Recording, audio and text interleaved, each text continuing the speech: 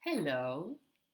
Hi. It's been a long time since I've done one of these. It's nice to be back. Um, I took a nice long break writing my I Ching book. And oh, what is this one? No, that's cool. Uh, and to get really clear on what it is I teach. So I'm going to be starting a new practice group called Fuck Suffering.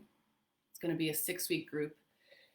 It's not fuck suffering in the sense that one would turn away from suffering. It's fuck suffering in the sense that we're going to take it all the way in, like a lover, turning away from nothing. And there are 3 fundamental skills to make that possible, as I see it. And those are noticing the drama triangle when we step into either victim, rescuer, or persecutor, knowing how to set and hold boundaries, and practicing self compassion. So in the Fuck Suffering practice group, we'll be focusing on those 3 main skills for 6 weeks.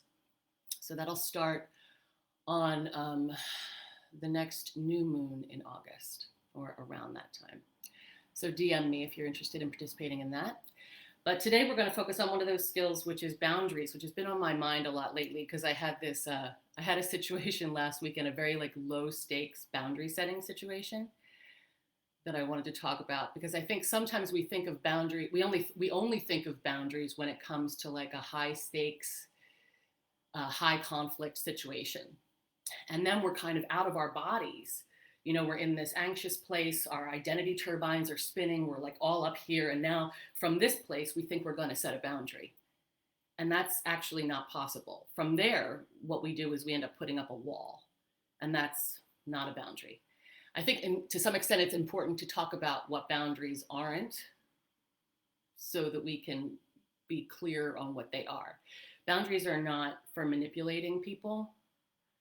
Boundaries are not, I'm gonna not be nice to you until you do what I say. That's not a boundary. That's being a immature, manipulative asshole. So that's not a boundary. Boundaries are not full of resentment. Boundaries are not to prevent connection. Boundaries are actually a tool to generate deeper intimacy. Boundaries are a way of expressing our skin, of saying, here's where my skin is. We're different, but we're not separate. We're different, but we're not separate. I have this skin here, and I move with this skin. I can walk away from you in this skin. But I also know that my skin and reality are both permeable membranes. And my boundaries are a way of preserving my openness.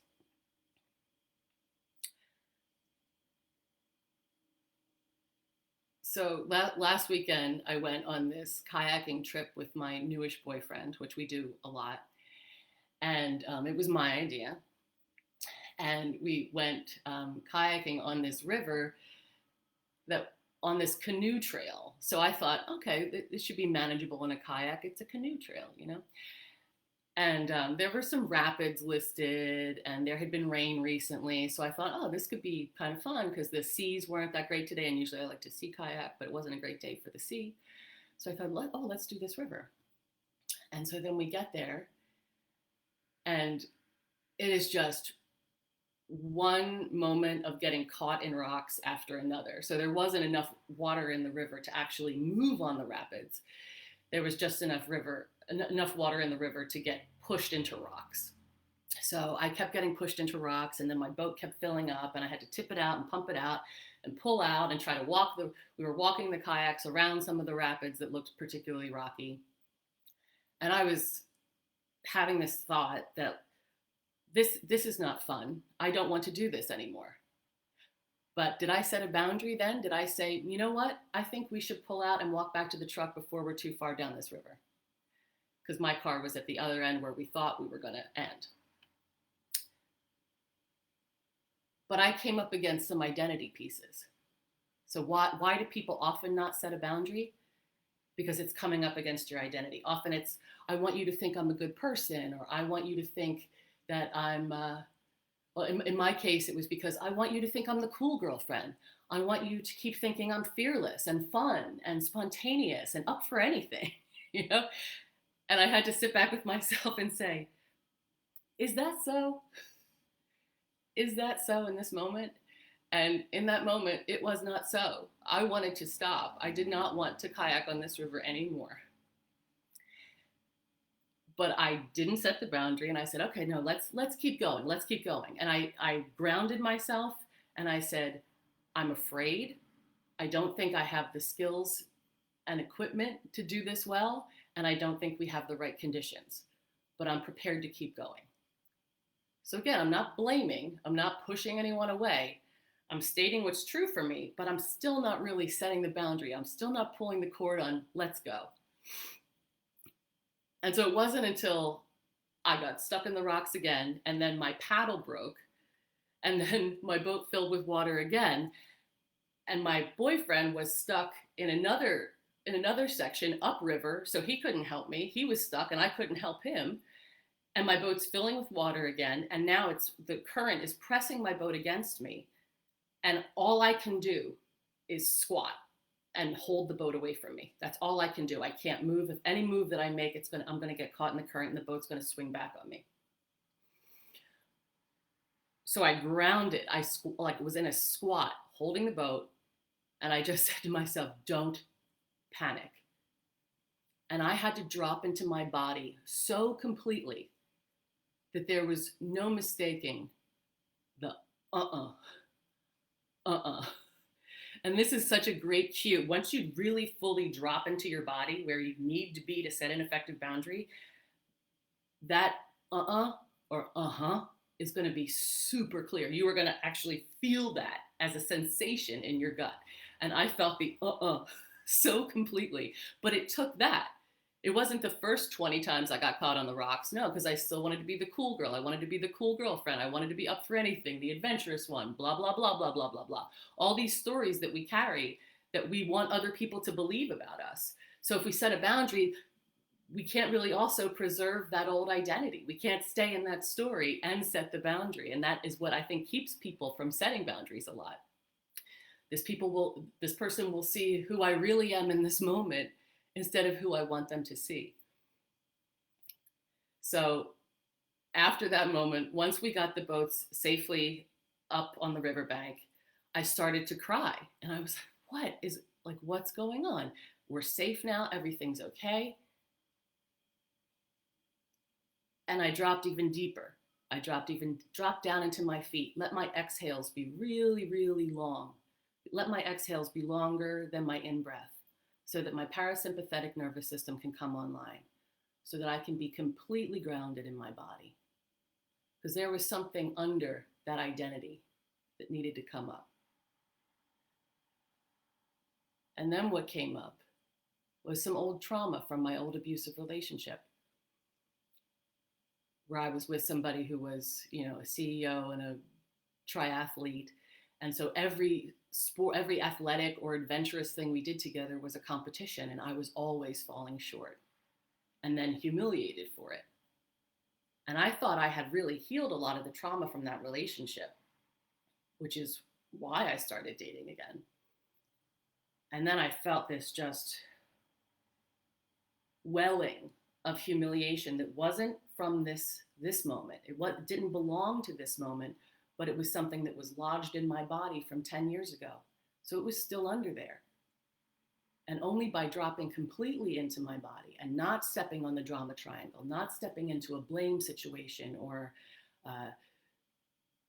like needing my boyfriend to solve this problem for me or take away my tears or fix anything, or not like feeling like I'm victimized not only by this moment and then the conditions of this moment, but by this previous relationship. I did not feel like a victim of this previous relationship. I felt like finally that this deep, deep bit of trauma, of this energy that was still lodged in my body, was finally allowed to come up and just have full expression and be released. like I was physically bracing to be humiliated for wanting to pull out of this trip, physically bracing for it. And if I wasn't completely dropped into my body, I wouldn't be able to feel that. And I wouldn't be able to release that old trauma. So what prevents that from happening? That goes back to the 3 skills that I was talking about that we're going to do in the group.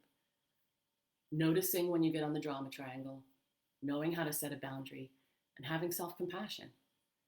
I think a previous iteration of myself, I would have stepped on the drama triangle. So what does that mean? I would have gone into victim mode, where I would have said, oh, the people that the Conservancy that put together this canoe trail should have given better information. They didn't give us good enough information, so I'm a victim of the lack of information. Or I would have gone into rescuer and saying, look, I don't want you to get hurt. I don't want you to get hurt. I care about you, and I think we should leave now so that you don't get hurt. That is the most insidious of all the positions on the drama triangle rescue. I was a very big rescuer, so I'm familiar with how insidious that is. Or perpetrator, like, I can't believe you didn't research this too. Why did you leave everything to me to know how this trail was going to be, to check on the conditions? You could have done that too. Why didn't you do that? There are times in my past when I would have stepped into any one of those. But when I fully drop into my body and I'm responsible for myself, and I'm able to hold that energy, hold whatever comes up, hold whatever energies are coming up.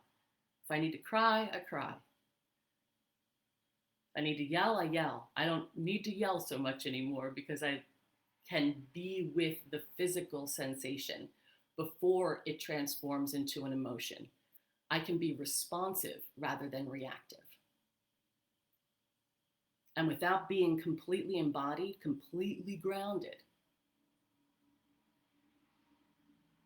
I can't really know what's going on inside me because I'm too busy playing out an old story. I'm lifted out. I'm squeezed out of my body into my head. So if everything's up here, I can't know what's going on in here. And if I'm squeezed into here, I'm into old memories. I'm into the past. I'm into the future. I'm into my fears. And I cannot set a boundary from there because I'm gonna go into blame or resentment or any of the other things that prevent me from having clean communication with people I care about. Any of those reactions limits connection. Boundaries encourage deeper connection.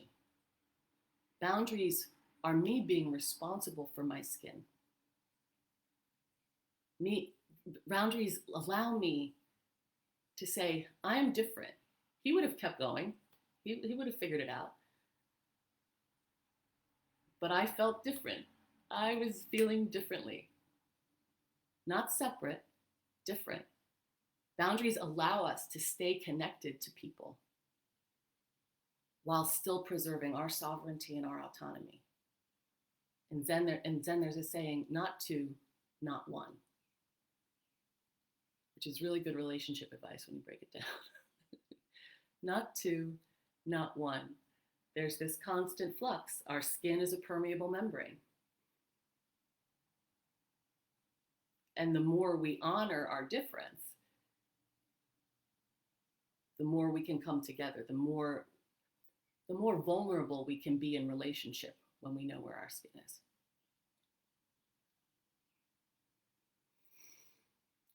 So thank you all for participating in the boundaries conversation this week. It's been really fun. I'm going to meet my new boyfriend's parents this weekend, which is exciting. So DM me if you would like to participate in the Fuck Suffering practice group, or if you would like an I Ching reading, any of those things. And I hope you have an absolutely gorgeous weekend.